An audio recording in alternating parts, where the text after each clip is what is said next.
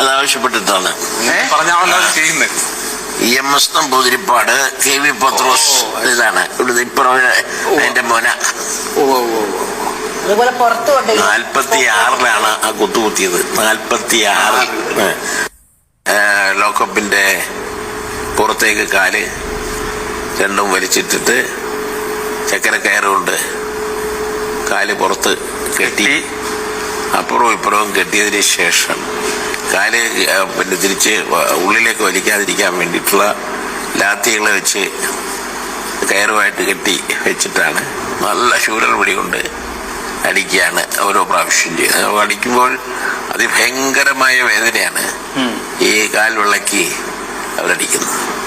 25 പ്രാവശ്യം ഏറ്റവും നിഷ്ഠുരമായിട്ട് അടിക്കുമ്പോഴും ഒന്നും പറയുന്നില്ല എന്ന് വന്നു കഴിഞ്ഞപ്പോൾ ഒരു പോലീസുകാരന് ദേഷ്യം തോന്നി.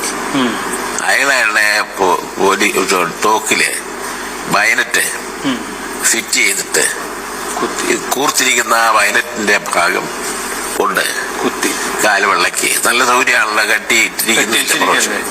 അങ്ങനെ കുത്തി കഴിഞ്ഞപ്പോൾ വളരെ ശക്തമായ നിലയിൽ ആ പാട്ടിൽ കൂടി രക്തം അങ്ങോട്ട് പ്രവഹിച്ച് ജയിൽ പിന്നെ മുറികളാകെ തന്നെ, അകത്തും പുറത്തുമുള്ള ജയിൽ മുറികളാകെ തന്നെ രക്തം കൊണ്ട് പിന്നെ വല്ലാതെ പിന്നെ അവിടെ നിറയുകയാണ് ചെയ്തത്. അങ്ങനെ വന്നു കഴിഞ്ഞപ്പോൾ ഞാൻ അൺകോൺഷ്യസ് ആയിപ്പോയി, ബോധഹീനായിപ്പോയി.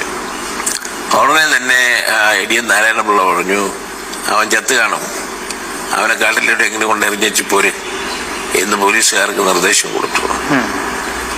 പോലീസുകാർക്ക് നിർദ്ദേശം കൊടുത്തപ്പോൾ സാറെ പിടിക്കുകയും വലിക്കുകയൊക്കെ ചെയ്യാൻ വേണ്ടി സാറന്മാർക്ക് ഒരു സഹായ എന്നുള്ള നിലയിൽ ഞാൻ കൂടെ വരാം എന്ന് പറഞ്ഞിട്ട് അവിടെ 1042 കേസിലെ പ്രതിയായ കോലപ്പൻ, കള്ളൻ കോലപ്പൻ എന്നാണ് അയാളെ അറിയുന്നത്. കള്ളൻ കോലപ്പൻ പോക്കറ്റിലെയും അതുപോലുള്ള നിരവധി കേസുകളിലെ പ്രതിയായിട്ട് ഓരോ ദിവസവും കേസിന് വിവിധ കോടതികളിൽ പോയിക്കൊണ്ടിരിക്കുന്ന ആളാണ് കോലപ്പനും കൂടെ സാറേ ഞാനും കൂടെ വന്ന് സഹായിക്കാന്ന് പറഞ്ഞ് ലോക്കപ്പ് ജീപ്പിൽ കയറി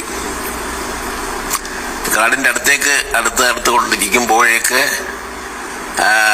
ഞാൻ അനങ്ങ ചെയ്യുന്നത് കണ്ടിട്ട് പിന്നെ കോലപ്പൻ പോലീസുകാരോട് പറഞ്ഞ്, ഏമാനെ ആള് മരിച്ചിട്ടില്ല, അനങ്ങുന്നുണ്ട്, നമുക്ക് പല ആശുപത്രിയിലേക്ക്, സർക്കാർ ആശുപത്രിയിലേക്ക് കൊണ്ടുപോവാം എന്ന് പറഞ്ഞിട്ട് സർക്കാർ ആശുപത്രിയിലേക്ക് കൊണ്ടുപോവുകയാണ് ചെയ്തത്. ഇതായിരുന്നു അന്നത്തെ.